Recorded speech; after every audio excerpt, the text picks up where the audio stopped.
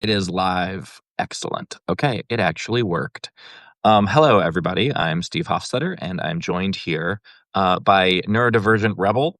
I guess because you have you're known as that, but Lyric. Yeah, Lyric is the name, but Neurodivergent Rebel is probably what more people know. Yeah, excellent. I am curious about so many things. I guess how would you even refer to yourself? Is it writer, content creator? Like, what do you uh troll of idiots? What do you? Troll of assholes? No.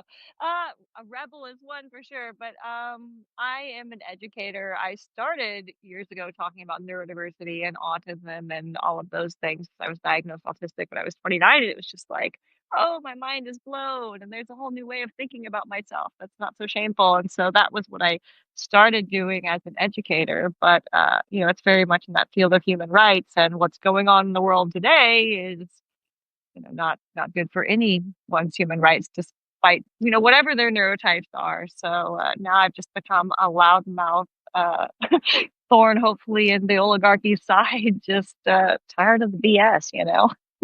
I'm with you on that. But I want to talk to you more about the neurodivergent stuff because Yeah. I I did so the special that I just released was about anxiety. And Okay. that's something that I wasn't diagnosed in having till very recently, or relatively recently. I mean, I'm 45 years old, so I was already in my 40s. And it is something that people tend to self-diagnose these things. Oh And yeah. people tend to diagnose other people with these things incorrectly as well. And I do know that as an adult, it is somewhat difficult to get diagnosed. Yeah. Um, I have had many, many people tell me, like, oh, you must be on the spectrum. And I'm like, maybe, I don't know. But I'm not just going to pretend. I'm just going to assume. And so I have a couple questions on this, but one is for someone who thinks that they might be, um, should they try to get diagnosed? Does it matter if they get diagnosed? Like, what do you recommend? I'd say that depends on the person and maybe even where you are in the world, considering that we've got RFK in America saying we want to compile a list of autistic people, which is really questionable. Also, just knowing I have parents in my community who one had their diagnosis used against them in things like family court. And so you've got to really think about, is the diagnosis going to help you or potentially add more risk to your life? For me, Interesting. it was life saving because, I'd kind of stumbled across like autism once upon a time, months prior to my diagnosis. And then I read all the medical way it was described medically, and I was like, yeah, I don't think that fits because it was just very gloom and doom and just not the way I would see myself as a person. But then, I got to this like mental health crisis where I was like falling apart, and I wasn't, for me personally, without having a second opinion, I wasn't going to believe it. There's some people that don't need that second opinion, and that's probably because we have more advocates sharing real world experiences of what it's like, and it's not other people describing us like ants in a magnifying glass anymore. But for me, like I was specifically looking to get accommodations in the workplace, and I needed that reassurance for that. And it really did save my life because I just had no self compassion for myself. And I thought I was just this broken piece of garbage of a human that just like couldn't get it together. Everyone else was, could do the things and, and I just couldn't. And I was like, why do I suck? And then I got the diagnosis and I was like, wow, I've been really hard on myself, and just kind of realized it was not a kind way to think on myself. And it just kind of started a whole trauma healing journey that I've been on for the last 9 years, is learning that, I am an okay human and there's nothing wrong with me. My brain's just different. So, for me, it was life changing and life saving. But like looking at the world right now, it's just kind of scary to see where we are. It is. Although I was hoping to get diagnosed just because RFK says that autistic people can't pay taxes, and so I was like, oh, cool. I So know, dang. They keep taking my money. I didn't get the memo I wasn't supposed to pay taxes. of all the dumb things he has said, that might be one of the absolute dumbest. There's so many things, but even then I have a lot of thoughts about that because like even if, an autistic person can't do some of those things because there are autistic people who can't and will never do those things. Like those people's Sure. lives still have value. And just speaking about people in such a dehumanizing way, it goes back to all of the fear mongering, like autism destroys families, all these things that just make being autistic really shameful when it putting shame on any person, regardless of your neurotype, just really is not a trauma informed way to look at people. It like when you have shame, like it just holds you down in a lot of ways. And so people need to, be okay to say this is who I am, and I love myself with all my gifts and my flaws. And it's okay because, I'm autistic and I have struggles that other people don't have, but I also have strengths other people don't have. And like everybody's got different strengths and weaknesses. And so it's like mine are uncommon, but that's okay because other people have those strengths that I don't have. And so if we actually like collaborate and things, it's like a nice little ecosystem because somebody's good at the things I'm not good at. And, I can get support from my community if I'm not shamed and ostracized away. Like, how dare you have these weaknesses we don't have? Yeah, I found that with anxiety, the finding out I had anxiety made it worse before it made it better. Because it was something where, then when I am feeling it a little bit, then I started spiraling because I knew what it was. But eventually I got it to the point where, yeah, it got worse before it got better, but then it did get better because having the knowledge of what it was allowed me to address it, allowed me to get medicated, allowed me to get the right help for it, etc. And so I think everybody faces challenges, but knowing what your challenges are does help. Now, there is an issue with some people just because some people's personality types will, I guess, blame things and you use, I guess, use their challenges to excuse bad behavior. And so I, now I think a lot of that are the people who pretend that they have something that they don't.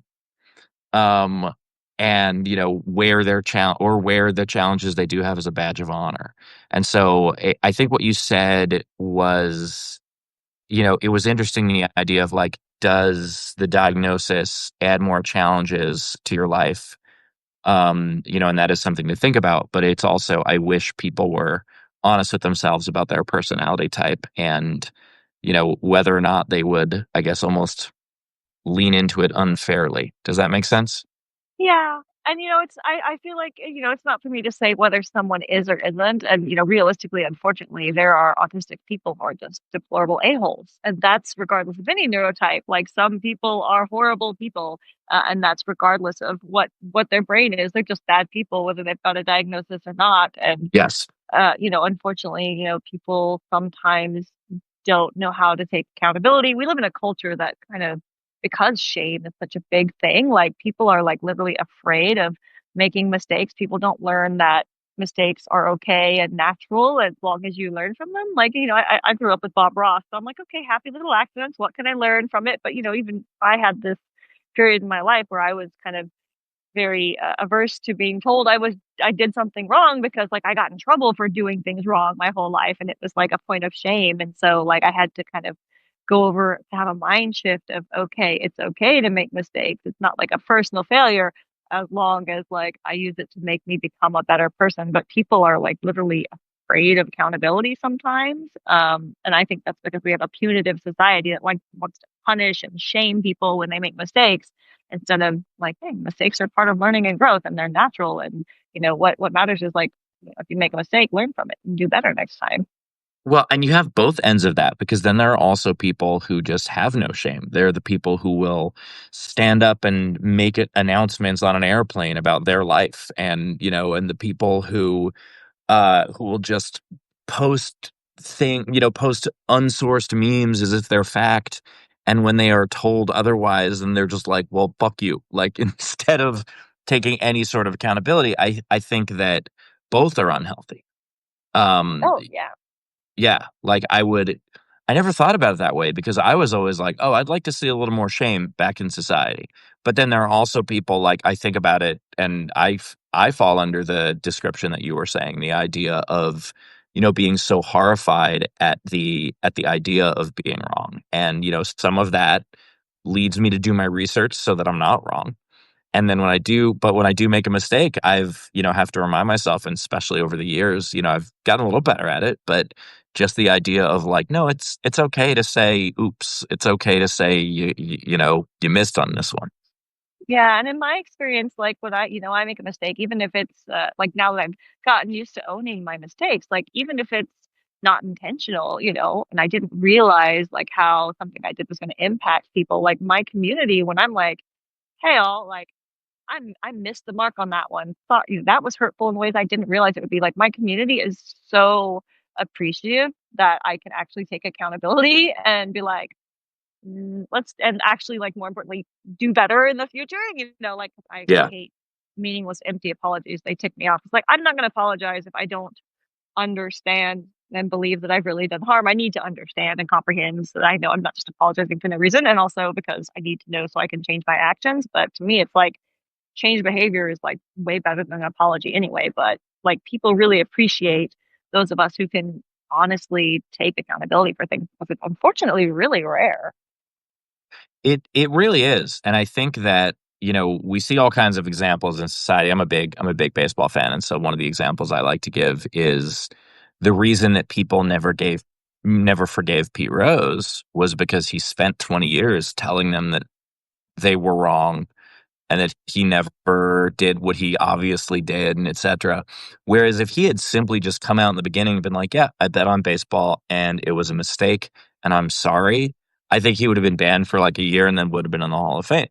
Because like America is a very punitive society, but we also do love to forgive, which is kind of a weird other element of that. We love when people do take accountability and people do say, "Yeah, this one's on me and I'm so sorry and I'm going to work on getting better."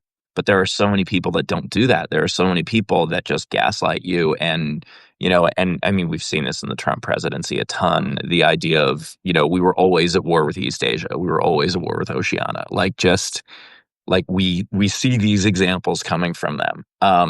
But I do think that if more people were able to stand up and take accountability, I think I think people would move on from their mistakes. Yeah, and for me, it's like I love honesty. One of the autistic stereotypes I fit is I do struggle, although I've been working on it for 9 years, to tell like if people like are not meaning what they say. Like, because I naturally I want to take people at face value because I'm kind of a face value kind of a person, and I've unfortunately learned through the hard way people aren't always just honest with what they say, which really sucks. And so liars are just like I'm like ugh, so repulsed by them. And so this whole regime of liars and manipulation, just like it's just such a thorn in my side. It's just like, and especially because it's so easily fact checked, and then just watching the cult that just doesn't care about reality. And it's like literally like delusional. It Yeah. just, I just, That's something I never thought, we'd be here where we are. And sorry, my hotel air conditioning just kicked on. But I know this is not my house. I did not choose these paint colors. But the the idea of facts not being something people care about anymore. And the idea of like I've tried sometimes to, even when I'm talking to someone, to go, okay, tell me what source you trust first. So that way they can't be like whatever I bring up to them. Oh, well, that's just CNN, that's fake news. Be like, okay, well, but do you also think it's fake news when Fox News said it, a source that you have tried that I don't really trust, but that you trust? Do you think that's fake also? Do you think that, like, someone once asked me what my source was for, I was citing the census, and they're like, "What's your source?" And I was like, "The census. My source is the thing that I'm talking. What does that even mean?" And like there are people who have argued with me about the number of population and the degrees if the temperature was a certain day, and it's like if we can't agree on that, we're not going to agree on anything.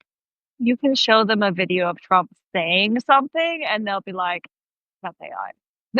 Yeah, Like it doesn't matter. Like that's just like, I don't believe it. It's like I'm showing you a video right now. Oh, that's fake. I'm like, what? yeah. You could show them a video of them saying it, and they still won't believe it. Yeah. Um, One of the things that I find very interesting about your Facebook is on, and by the way, first of all, thank you so much for sharing so much of my stuff. It was very kind of you to do. I enjoy But your stuff. My spouse, who's not here right now, loves your comedy and has introduced me to you, and you give me good chuckles because we need humor right now. Just say thank you for bringing humor to shit situations. well, please pass along my gratitude. Much appreciated. Um, one of one of the things that I find interesting is on all your I think it's all your posts. You post a comment to the effect of "I'll do what I can to moderate this," and Yeah. I don't want any room for negativity and people bashing each other and etc. Um, I do what I can to do that, but certainly not as well as you do. I know my reasoning for it. I'm curious on yours. Well, originally my space was very geared on education around neurodiversity and neuroinclusion, and that was kind of the original intent.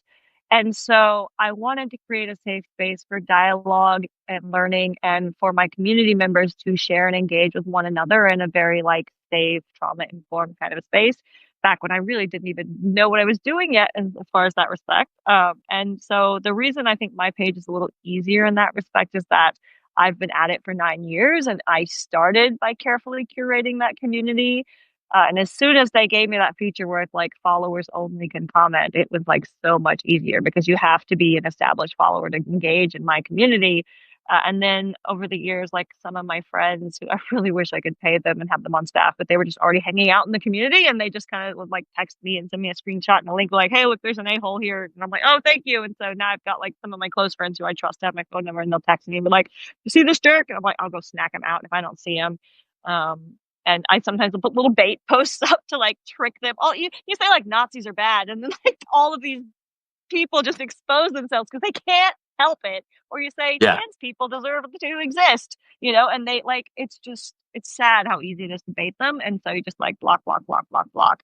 Say Christian nationalist is bad. Like they can't not out themselves. And so at least once a month I do kind of a cleanup where I trick all of them into outing themselves so I can remove them from the space because I just they have so many like they have their own echo chambers, they have their own platforms. They took over Twitter, which used to be my home once upon a time. Oh, I miss That's where Twitter. I started. I loved Twitter and just like the fact that they took it over and turned it into a Nazi cesspool. I hate it so much. And so it's like we like they've created all their own echo chambers where they spew hate. And I'm like, we maybe a different kind of echo chamber is the answer to that echo chamber, and I don't really think it's an echo chamber because you're allowed to disagree with me. I don't actually like yes people that kind of make me ill, but don't disagree with me on human rights and like who deserves to exist and don't enforce social hierarchies in my space because like those are my space is designed to destroy social hierarchies. So like those are Yeah. kind of the main rules, and don't be an a-hole and be kind to one another.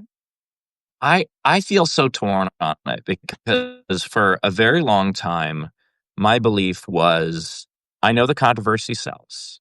I know that like arguments in comment sections make posts seen to more people. But I always took the approach of who cares? I'd rather people who do want to be here feel comfortable in the community, and thus they'll be more active because they'll want to talk to each other and et cetera, et cetera. And so it's, a short term loss for long term gain type of Oh thing. yeah. But there's also something where, as a comedian, I know that part of what I need to do is entertain people, and part of how I entertain people is to, troll the trolls, bully the bullies, etc. And also, I do like providing arguments to people that they can then use in their life. And so I never thinking that, oh, I'm going to teach this person about civil rights in this comment section. Absolutely not. But what I might be able to do is give that argument to someone when they go home and they talk to their parents or their neighbors or whoever it is. And Yeah. so I'm kind of torn on that philosophy and I don't know which to do. Yeah, well, in my community, like anyone can see and read, So if people really want to learn, they can learn and they can go along. But in my experience, a lot of these MAGA cult members don't want to learn; they just want to indoctrinate. And they still come in, and then we totally mock and make fun of them. I'm sure you've seen, like, I screenshot and we make fun of them for being a-holes. And I am mean to them. Like, I'm not nice to MAGA people. I'm not at all, because they are hateful people and they don't want me to exist. So, it's like they're all bets are off, because I don't think being just peaceful and letting them do what they do and not challenging them is the answer. Um, because they're coming with that intensity that, they're like, oh, so much for the tolerant left. I'm like, the tolerant left is down the hall. Yeah. Also, I can't stand that whole like so much for the tolerant left because A, the paradox of tolerance, you don't have to be tolerant of intolerance. Absolutely not. But also, there's a huge difference between where I draw the line is choices. When you are born a certain way, that is something that I try to never mock. I try to never mock someone for something that they cannot control. I might mock them for an insecurity about that. I make fun of Ben Shapiro for his height because I'm not really mocking him for his height. I'm mocking him for lying about his height. And I think that that is a choice. Um, I mean, what a dummy. My favorite thing I ever said about Ben Shapiro was that if 15% of me felt bad about mocking him for lying about his height, the other 85% of me would still be taller than Ben Shapiro. But um I I think that's the closest I come in terms of mocking someone for something that they are born with. I will absolutely mock someone for uh, you know, whether it's something as small as what they decided to wear because they chose that, the profile picture they decided was going to be their profile picture. Like I won't be like, "Hey, don't come at me, you ugly son of a bitch." I'll be like, "Hey, you had all of the pictures of you in the world and you decided that was the fisheye one of your sunglasses in your truck. That's the one." So I think that there is, and it's a tightrope. It's definitely a Oh fine yeah. line. But I think that that's what they're missing when they talk about, oh, you're not being tolerant. It's like, no, I'm mocking someone for something they chose to do. Oh yeah, like his orange makeup that he can't blend. I'm like, I'm sorry. You choose to put that orange makeup on your face, especially when you're like racist and you're like anti people who have darker colored skin. And I'm like, you're gonna paint yourself orange like a freaking Oompa Loompa? Like, I'm sorry, that is free game on the table. Yeah, as a naturally orange person, I take a lot of offense. No, I just mean my hair. You're Um, not really orange like he paints himself. no, no, He no, no, no, is no. My skin, orange no. like a carrot. Yeah, I mean, if I go out in the sun for more than 3 minutes, sure. But and some of the comments said, is it okay to mock him for a tiny penis? Um, no, but I think it is okay for mocking him for being very self-conscious about his size, no matter what it is. Like, the only reason I'll make tiny hand jokes about Trump, but that's because it's so obvious that I don't think he actually has tiny hands. He just if you mock him on anything, he will freak out about it, and that's kind of fun. So it is a tough tightrope, and I've probably broken my rule a couple of times. But I think that overall, you should make fun of someone for if you you should make fun of, you know what I mean? If you're gonna make fun of someone, it should be for a choice they've made, not for something they can't help. I agree on that 100%. Because it's like, thinking about, people you're making fun of, even if they are a-holes, like the uh the people who are you're reading who might have the same characteristic and be hurt by that comment. It's like I don't ever want to hurt people, who don't deserve it. And I'm sorry, our wannabe dollar store dictator deserves it, in my opinion, because he's so cruel and so mean, and his followers like being mean and being cruel really is like the point. And so it's like, okay, well, you think we're just gonna, you know, tolerate it? And it's like we're done. Yeah. It is interesting to me when people do the whole like, "Oh, oh, and you're this upset about mean tweets," and it's like, No. I'm upset about the person who finds that behavior to be okay." Like, I'm out there, I joke around on threads where, like, I refer to myself as the ratio, like, that's my secret identity, and like it's not about being mean. It's about starting shit with people who don't deserve it. It's about I'm not a huge I'm not a huge fan of the phrase punching down because it it, it creates an inherent ladder of like who's beneath you and who's above you. But Yeah. like but the idea of the phrase I like. I like the idea of, every joke has a victim. The victim in real life should not be the victim in the joke. I think that's where I draw the line. Um anyway, point is we don't like him. He sucks. He's a jerk face. Yes, he is. I don't remember who posted it, but someone like posted that picture of him mocking the disabled reporter and said, "I can't for the life of me understand how this wasn't the end." Yeah, it should have been. It's yeah, like I remember when Howard Dean screamed a little weird, and then that was it for him. Like, do you? I don't know. I assume I'm older than you, but like Howard Dean was running for president, and then very excitedly just kind of went, "Yeah," and like people made fun of it for so long. That was the end of it for him. That was it. And it was, it used to be in politics, it was like, a misstep, and then people harp on that forever. Now, part of it is, Trump is actively trying to flood the zone and, give us so many things that we can't even concentrate on. One of the like the fact that him raping children is only part of the conversation right now is because they're flooding the zone so much. But it is wild I mean, that was before that. It's wild that he was able to survive that. It was wild that he was able to survive the grab him by the pussy audio leak. And J6? Like, yeah, like, January 6th also, like, there's so many moments that should have been the end of it, and then we're still here. It's just wild to me that do you we've gotten this remember, far. the interviews with like Congress and Senate, like the day after January 6th?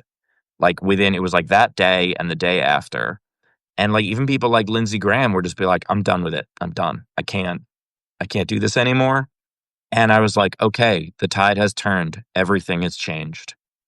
And no, I don't Yeah, know. I don't know what kind of compromising material that they have on some of these people, but I feel like it's got to be that. yeah, it's like, are they all on the Epstein list? What is it, you know? Yeah. There could be various lists. It's not just Epstein. They could have all Oh, done yeah. something terrible. And a lot of people in those positions do something terrible. Oh, yeah, for Um, sure. but you had the couple of people, the Kinzingers, and I mean the idea that I was agreeing with Liz Cheney. What the hell happened? Like what? Yeah. By the way, do I hear a dog? Walking Excellent. around. I've Yeah. got 4 dogs. They're, hopefully all just gonna relax The and Florida. I heard the get up and and shake your head shake kind of around. thing. Yeah, yeah, Yeah. yeah, Yeah. The ears hitting each other. yeah. Um. Well, before we wrap, and it's great to talk to you. And Great. like I said, I really appreciate that you've been sharing my stuff, but I also appreciate the work that you do. I think that it's something that's very important, and especially in a time like this where the neurodivergent community is being vilified for no freaking reason. I mean, I guess I would say the reason is Tim Walz really hit on it when he started using weird to describe them.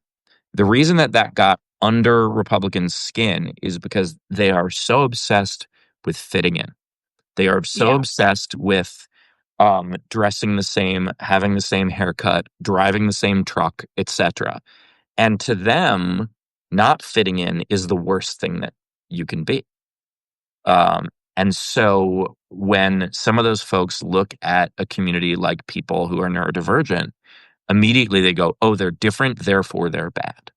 And I think that that's where a lot of it comes from. So yeah, I just wanted to say, thank you for doing good things. well, right back at you because, I think everyone right now, it's like, we need everybody who has whatever resource they have, whatever that is, like, to be attacking this problem because it's such a big problem that, I love that you're attacking it with humor because honestly, I think, they can't take a joke, you know? And so I think that's good. Like we've got all these different ways we've got to attack it, but like, you know, the more people working on it, the better. And you know, I think it's just so important that we're all sticking together on this and we're not like tearing each other down and hi Bear.